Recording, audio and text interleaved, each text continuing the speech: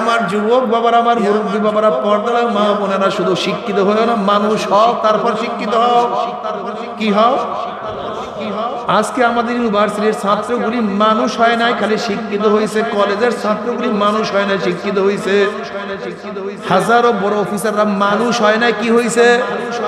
যেরকম একটা জানোয়ারের মধ্যে হালাল হারামের তমিজ নেই, হাজারো অফিসারের মধ্যে হালাল হারামের তমিজ নাই। একটা কুকুরের মধ্যে হালাল হারামের কোনো তমিজ নাই। কোনটা জায়েজ, কোনটা জায়েজ না, কোনটা বৈধ, কোনটা বৈধ না, এটা আমার মা না, খালা না, বোন না, জায়েজ কি জায়েজ না। একটা গরুর মধ্যে যৌনতা কর্ম হাসিল করার জন্য, অর্জন করার জন্য হালাল হারামের কোনো তোয়াক্কা করে না। ঠিক আমাদের মানুষ মানা জানোয়ারগুলি এরকম আছে, তারাও হালাল হারামের কোনো তমিজ করে না। যদিও বাহ্যিক দিক কেন্দ্রে মানুষ, আসলে সে মানুষ না, সে আস্তে একটা জানোয়ার।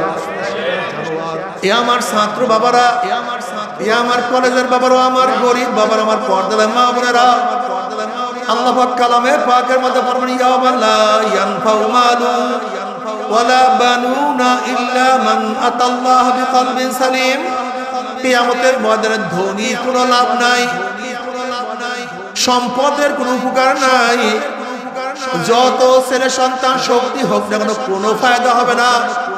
মুহাদ্দিস, মুফতি, পীর, বুজুর্গের কোনো লাভ হবে না। ইল্লা মান আতাল্লাহ বিকলবিন সালিম, যার কলবটা পরিষ্কার, ক্লিয়ার, কোনো ময়লা নাই, ওই কলবই একমাত্র নাজাত পেয়ে যাবে। আর যার কলবের মধ্যে ময়লা, ওই কলব কোনদিন নাজাত পাবে না। আজকে কলবকে পরিষ্কার করার জন্য জিকির আজকার, এই কলবকে পরিষ্কার করার জন্য পাঁচ ঔষধ, এই কলবকে পরিষ্কার করার জন্যই মাসিক ইজতেমা, সকাল বিকাল জিকির, আল্লাহ ওয়ালাদের কিতাব পড়া, চরমনাই ময়দানে থাকা, এই কলবকে পরিষ্কার করার জন্য বাড়ির থেকে আজকে ময়দানে আসিয়া মাটির মধ্যে কষ্ট করিয়া বসিয়া থাকা। আল্লাহ পাক আল্লাযীনা জাহাদু ফীনা লানাহদিয়ান্নাহুম সুবুলানা, যারা আমাকে পাওয়ার জন্য চেষ্টা করবে, সাধনা করবে, আমাকে পাওয়ার বহুত রাস্তা আমি খুলিয়া দেব।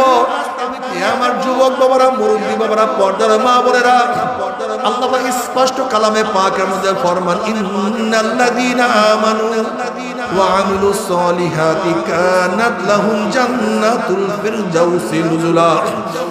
নিশ্চয়ই যারা ঈমান আনার পরে নেক আমল করবে, আমার মাওলা পাক রব্বুল আলামিন তাদেরকে জান্নাতুল ফিরদাউস দিয়া দিবে। খবরদার, খবরদার, ফাকাত ঈমান, শুধুমাত্র ঈমান, ঈমানওয়ালাকে প্রথম অবস্থাতেই জাহান্নাম থেকে বাঁচাইয়া জান্নাতে নিতে পারবে না। যেরকম কোন ব্যক্তির নামাজের উপর ঈমান আছে, নামাজ পড়ো, কিন্তু নামাজ পড়লো না, শুধুমাত্র নামাজের উপর ঈমান, নামাজ না পড়ার শাস্তি থেকে বাঁচাতে পারবে না। কোন ব্যক্তি বিশ্বাস করে রোজা ফরজ, কিন্তু রোজা রাখলো না, এই রোজা না রাখলে শুধু রোজার উপরে ঈমান, রোজার শাস্তি থেকে, রোজা না রাখার শাস্তি থেকে বাঁচাতে পারবে না। কোন ব্যক্তি বিশ্বাস করে পর্দা ফরজ, কিন্তু সে পর্দা করলো না, শুধু পর্দার উপরে ঈমান, পর্দা না করার শাস্তি থেকে বাঁচাতে পারবে না। এজন্য আল্লাহ কালামে পাকের মধ্যে ফরমান, ইন্নাল্লাযীনা আমানু ওয়া আমিলুস সলিহাত, যারা ঈমান আনার পরে নেক আমল করবে, আমার মাওলা পাক রব্বুল আলামিন তাদেরকে জান্নাতুল ফিরদাউস দিয়া দিবে। জোরে বলেন সুবহানাল্লাহ। নেক আমল কি? জনাব মুহাম্মদ রাসূলুল্লাহ সাল্লাল্লাহু আলাইহি ওয়াসাল্লামের 23 বছরের জিন্দেগি, শুধু মক্কি জিন্দেগি না, শুধু মাদানী জিন্দেগি না, শুধু ইলমি জিন্দেগি না, তালিমি জিন্দেগি না, শুধু তাসকিয়ার জিন্দেগি না, শুধু জিহাদের জিন্দেগি না। নবী আলাইহিস সালাতু 23 বছরের জিন্দেগিতে যাহা কিছু করছে, যাহার থেকে নিষেধ করছে, সব কিছু করা, সব জিনিস থেকে নিজেকে বাঁচাইয়া রাখার নাম নেক আমল। মা তাকুমুর রাসূলু ফাখুযুহু ওয়া মা নাহাকুম আনহু ফান্তাহু। নবী যাহা কিছু নিয়ে আসছেন ধরে বসো, যাহা থেকে নিষেধ করছেন ছেড়ে দাও। নবী নামাজ পড়ছেন, নামাজ পড়তে হবে। নবী রোজা রাখছেন, রোজা রাখতে হবে। নবী পর্দা করছেন, তোমাকে পর্দা করতে হবে। নবীর সুন্নাত, নবীর সুন্নাত, নবীর সুন্নাত পালন করতে হবে। জনাব মুহাম্মদ রাসূলুল্লাহ সাল্লাল্লাহু আলাইহি ওয়াসাল্লাম ফরমান, মান আহাব্বা সুন্নতি ফাকাদ আহাব্বানি ওয়া মান আহাব্বানি কানা মাই ফিল জান্নাহ। যারা আমার সুন্নাতকে মুহাব্বত করে তারা আমাকেই মুহাব্বত করে, আর যারা আমাকে মুহাব্বত করে তারা আমার সাথী হয়ে ডাইরেক্ট জান্নাতে চলে যাবে। জোরে বলেন সুবহানাল্লাহ। অন্য রওয়ায়াতের মধ্যে নবী আলাইহিস সালাতু ওয়াস সালাম ফরমান, মান দাইয়া সুন্নতি হুররিমাত আলাইহি শাফাআতি। যারা আমার সুন্নাতকে মানবে না ওদের উপরে শাফাআত করা, সুপারিশ করা আমার জন্য সম্পূর্ণ হারাম হইয়া যাবে। আল্লাহ তুমি আমাদের মাফ করিয়া দাও। যারা সুন্নাত অনুযায়ী চলবে না তাদেরকে আমার নবী সুপারিশ করবে।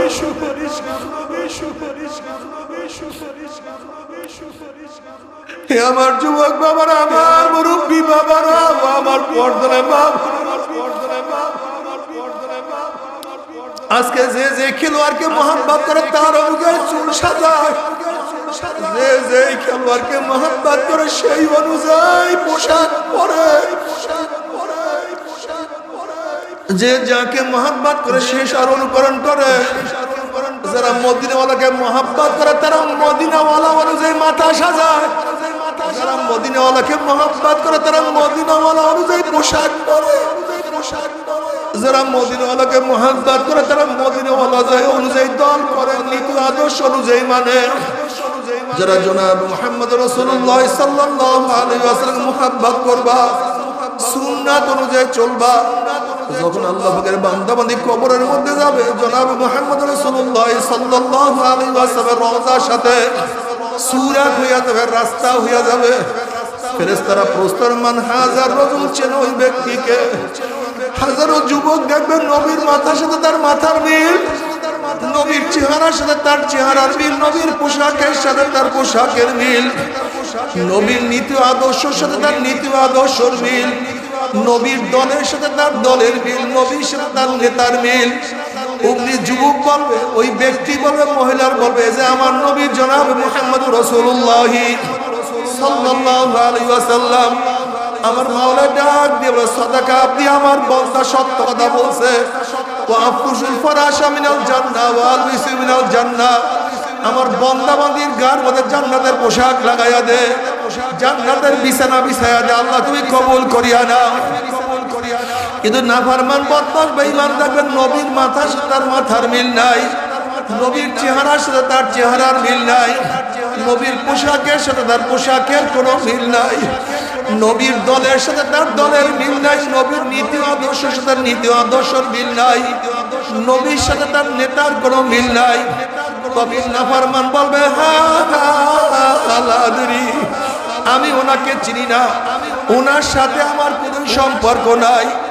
উনি আমার মাওলা ডাক দিয়ে কাযাবা আদুল্লাহ, আমার দুশমন মিথ্যা কথা বলছে। এ কবরের মাটি চাপ দে, কবরের দুই পাশে মাটি এত জোরে চাপ মারবে, চাপের ছেড়ে এক পাজরে হাঁটি আর এক পাজরে লাগাইয়া ফেলবে। আল্লাহ আমাদের সবাইকে মাফ করিয়া দাও, আমাদের সবাইকে ক্ষমা করিয়া দাও। এ ফেরেশতারা কবরের মধ্যে আগুন ধরাইয়া দে, ওই গোটা কবরটা আগুনে ভরিয়া যাবে। বাবারা সহ্য করতে পারবি?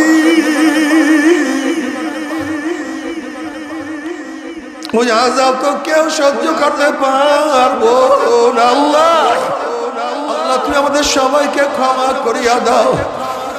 আযাবুল কবরে হকুন, কবরে আযাব সত্য, কোনো সন্দেহ নাই। এমন কোন হাদিসের কিতাব নাই যে হাদিসের কিতাবে কবরে আযাবের বয়ান নাই রে বাবা। কত আল্লাহ কত কবরে আযাব দেখছে। আমার দাদা জান রাহমাতুল্লাহ আলাইহি একদিন এক জায়গা থেকে রওনা করছেন। কারি সাহেব বলতে, হুজুর বড় মেয়ের কবরটা একটু জিয়ারত করিয়া যান। এ বড় মেয়েরা বুঝিয়া শুনিয়া মাওলার কবরে যাইও। কারি সাহেব বলছে, হুজুর বড় মেয়ের কবরটা একটু জিয়ারত করিয়া যান। আমার দাদা জান রাহমাতুল্লাহ আলাইহি যখন কবরের কিনারে দাঁড়াইলেন, তিনি অনুভব করতেছেন কবরের মাটিটাকে উল্টাইয়া ফালাইয়া দিতে আছে। আমার দাদা জান যখন মুরাকাবার হালাতে কবরের দিকে তাকাইলেন, তখন তিনি দেখেন কবরের মধ্যে কোনো মানুষ নাই, কবরের মধ্যে শুয়ার শুয়া রয়েছে। ওই শুয়ারের জিব্রাটা নিয়ে নবী সাল্লাল্লাহু ঝুলাইয়া ফেলাইছে, হাত পা ভাঙ্গিয়া সব একত্রিত করিয়া ফেলাইছে।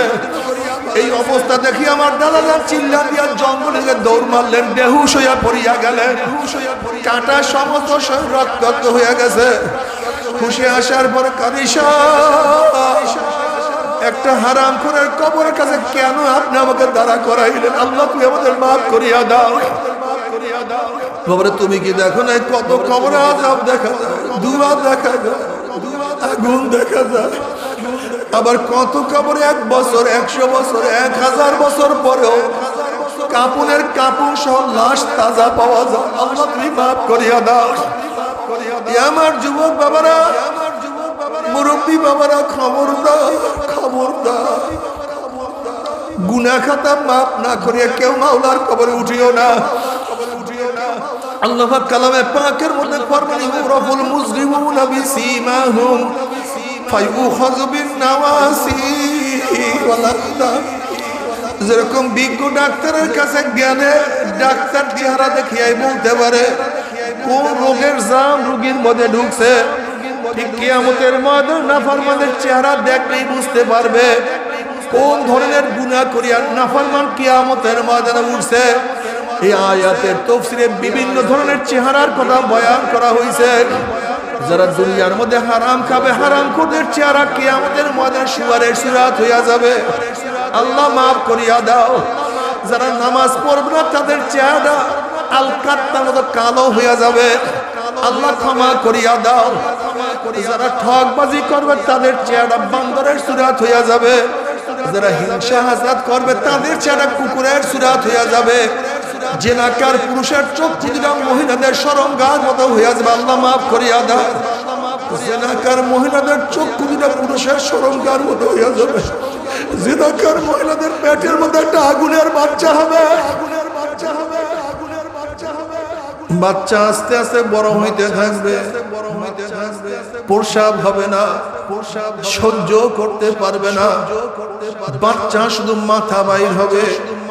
ওই বাচ্চার মাথার মধ্যে জাহান্নামের শিকল লাগাইয়া, ওই বাচ্চার মাথার মধ্যে জাহান্নামের শিকল লাগাইয়া হাজার হাজার বছর টানতে থাকবে, কিন্তু বাচ্চার প্রসাব হবে না। আল্লাহ, আল্লাহ তুই আমাদের সবাইকে ক্ষমা করিয়া দাও। এরপর আল্লাহ কাউকে জান্নাত, কাউকে জাহান্নামের ফয়সালা দিয়া দিবে। জাহান্নামের মধ্যে জাহান্নামীদের জন্য একটা উদ্যান করা হবে, মাঠ করা হবে, কাঁটা যুক্ত মাঠ।